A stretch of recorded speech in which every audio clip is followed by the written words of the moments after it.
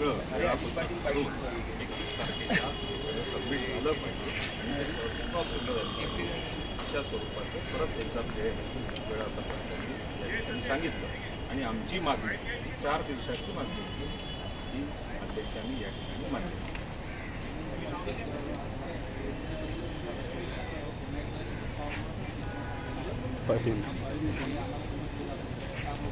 सातत्याने आपल्या निदर्शनात एक गोष्ट आणून देते पवार साहेबांच्या बाबतीमध्ये फार जे काही अधिकारी पण सारखं आपल्या भाषणांमधनं आपल्या वक्तव्यातनं सारखं बोलायचं भाकरी फिरवली जाईल भाकरी फिरवली जाईल याचा अर्थच असा असायचा की पक्षामध्ये फार मोठ्या प्रमाणात असंतोष आहे नाराजी आहे सातत्याने त्या बाबतीमध्ये चर्चा केली जायची चर्चा केल्यानंतर भाकरी फिरवली जाईल अशा स्वरूपाचं जे स्टेटमेंट येत होते त्याचा अर्थच असा होता की पक्षामध्ये एक प्रकारची कुठेतरी मनमानी चालली होती त्यामुळेच या प्रकारचे निर्णय झालेले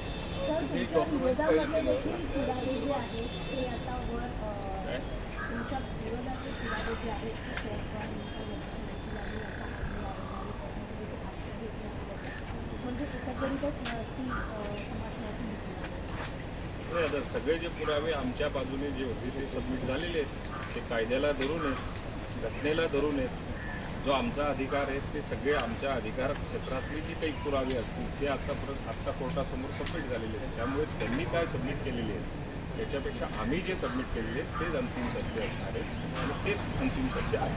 तुम्ही काही डॉक्युमेंट सबमिट केले त्याच्यावर ॲडिशनल असले कुठले डॉक्युमेंट सबमिट करण्यापेक्षा आमच्याच आमदारांचे ॲफिडेविट जे परत आम्ही तुम्हाला सपोर्ट करतोय अशा स्वरूपाचे ॲडिशनल डॉक्युमेंट्स आहेत आणि ते ग्राह्य धरले पाहिजे. फार काही त्याच्यामध्ये नाही एक आम्ही जे काही आत्तापर्यंत ज्या आमदारांनी आम्हाला सपोर्ट केला आहे त्याच आमदारांचे परत आम्ही आमचा सपोर्ट असलेले ते पुरावे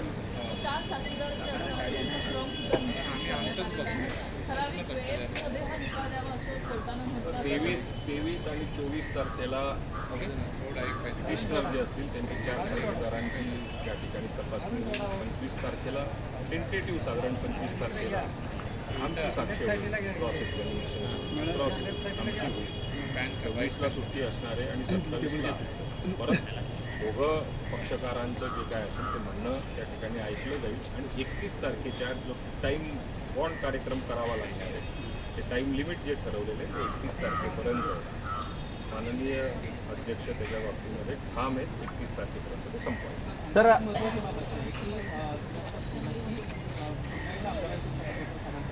ते आमदार त्यांना भूमिका घ्यायची कुठल्या काळात बदलली होती त्यांचा दबाव पडले की असे बापू पवार असतील असं तो असून त्यांचे असतील यांचं जे कागदपत्र आहेत तुमच्याकडे दिलं परत त्यांच्याकडे दिलं परत तुमच्याकडे दिला नाही मध्ये मीडियाच्या माध्यमातून किंवा कुठल्या ना कुठल्या माध्यमातून असा आरोप केला जायचा हे इकडे हे तिकडे हे वारंवार त्यांना ऐकावं लागायचं. त्यांनी ऑलरेडी आम्हाला शपथपत्र लिहून दिलेलं होतं परत त्यांनी अजून आम्हाला दुसऱ्यांदा लिहून दिलं अजून तिसऱ्यांदा मागायची वेळ आली तर तिसऱ्यांदा ते देऊ शकतात एवढे कॉन्फिडंट आमच्या पाठीमागे असलेले सगळे जे आमदार आहेत त्याचा सत्य पुरावा त्यांनी दिलेला आहे. मनोज जरांगे यांनी सरकारमध्ये वाढला याच्या पवार सरकार असं आहे तर त्यांची चर्चा करायला नको कारण जर त्यांना सांगण्यात आलं होतं आश्वासन देण्यात आलं होतं तरी देखील ते मोठ्याने मागे काढतात. नाही आत्ता मनोज जरांगेंच्या माध्यमातून सातत्याने गेल्या अनेक महिन्यापासून आपण सगळेजण बघत आहोत सरकारने आपली भूमिका अतिशय स्पष्टपणे ठरलेली आहे. कुणबीच्या जेवढ्या नोंदी सापडलेल्या असतील त्या नोंदींप्रमाणे सगळ्यांना त्या ठिकाणी आपापलं हे असतं जात पडताळणी पत्र प्रमाणपत्र ते देण्याचं कामसुद्धा फार मोठ्या प्रमाणावरती सरकारने केलेलं आहे. त्यांच्या ज्या ज्या मागण्या असतील त्या मागण्यांवरती सातत्याने सरकारने त्या ठिकाणी योग्य तो प्रतिसाद दिलेला आहे.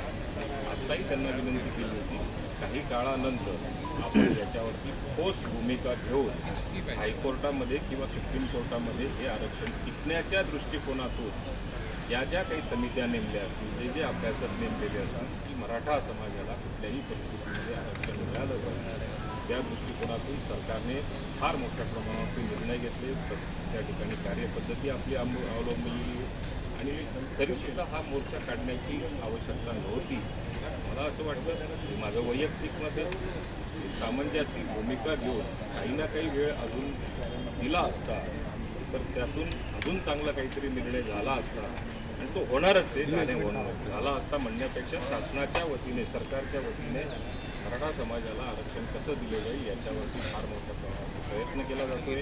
कुठल्याही आरक्षणाला त्या ठिकाणी धक्का न लागू देता तो मराठा समाजासाठी आरक्षणाचा मुद्दा रेटून नेण्याचं काम आज सरकारच्या माध्यमातून प्रयत्न केले जातात. सर, संजय राऊत म्हणतायत की म्हणजे मुख्यमंत्री एकनाथ शिंदे, उपमुख्यमंत्री देवेंद्र फडणवीस हे जरांगे यांच्याकडे एक प्यादं म्हणून बघत आहे, राजकीय प्यादं म्हणून, आणि दोन समाजाचा भिडवण्याचं काम आता त्यांच्याकडनं केलं जाते दोन्ही नेत्यांकडनं. यांनी मनोज जरांगे यांच्याशी तातडीनं चर्चा केली पाहिजे. आता ही वेळ जर का सन्माननीय माजी मुख्यमंत्री उद्धव ठाकरे साहेब यांनीच समजा जर का योग्य पद्धतीने हाताळली असती आणि सुप्रीम कोर्टामध्ये जर का हे पिटिशन टिकून दाखवलं असतं, त्यावेळी आम्हीही सरकारमध्ये होतो, ते टिकून दाखवलं असतं तर मग संजय राऊतांना त्या ठिकाणी बोलण्याचा अधिकार राहिला असता. आपल्या नेत्याचं अपयश हे आता महाराष्ट्राला कुठे भोवतं आहे याच्यावरती संजय राऊत साहेबांनी त्या ठिकाणी चिंतन मनन केलं होतं. तर दुसरीकडे त्यांनी असंही म्हटलं की अजित पवार महिलांना पुढे आणण्या संदर्भातलं वक्तव्य अजित पवारांनी. कोण म्हणलं? संजय राऊत म्हटले की अजित पवार हे महिलांना पुढे आणलं पाहिजे अशा संदर्भातलं वक्तव्य करतात. मात्र ज्यावेळी शरद पवार यांनी राजीनामा दिला त्यावेळी सुप्रियासुळे बोलत असताना सुप्रिया तू चूप बस, नारायण राणेचा बॅनरात एका बाईने पराभव केला, अशा पद्धतीची वक्तव्य करतात. त्यामुळं असं त्यांच्या दुहेरी भाषा. माननीय अजितदादांचा स्पष्ट भूमिका आहे. ती आता संपूर्ण महाराष्ट्राला, देशाला राष्ट्रीय अध्यक्ष झाल्यापासून आपण सातत्याने बघतोय.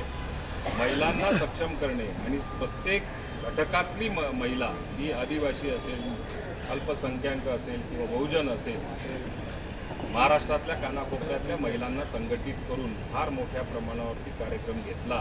त्यामुळे आता या उकळ्या फुटलेल्या आहेत. मागचं काय आताचं काय असं दाखवण्याचा प्रयत्न केला जातोय. पण अजितदादांचा स्वभाव हा मूळचा असा आहे की महिलांना सुरक्षा मिळाली पाहिजे आणि त्यांचा सन्मान झाला पाहिजे. हीच भूमिका मागेही होती, आजही आहे आणि उद्याही राहणार. अवकाळी पावसासंदर्भात पण अजून शेतकऱ्यांच्या खात्यांचे पैसे जमा व्हायला पाहिजे ते पूर्णतः झालं दिसत नाही. महाराष्ट्रात जवळपास 9 जिल्ह्यांमधल्या परिस्थिती काही त्या ठिकाणी वेगवेगळ्या शेतकऱ्यांना पैसेच मिळाले नसतात. नाही, हे सत्य आहे की आपण आतापर्यंत काही पैशांचं डिस्ट्रीब्युशन करण्याची प्रक्रिया जी सुरू केली पाहिजे ती हळूहळू टप्प्याटप्प्याने पुढे सरकते.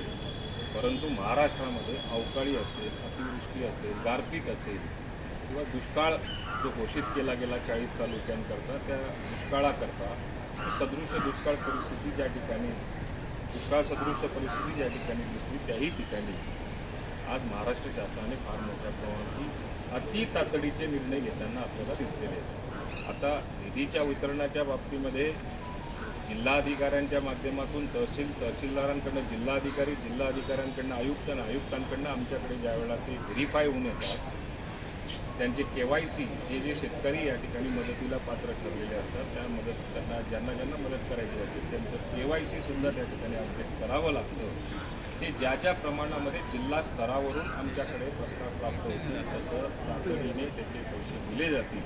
परंतु ही प्रक्रिया करत असताना कुणाचंही कुठल्या शेतकऱ्याचं नुकसान त्या ठिकाणी नको झालं पाहिजे याची दक्षता घेतली जाते आणि त्या दृष्टिकोनातून शेतकऱ्याला मदत लवकरात लवकर मिळेल.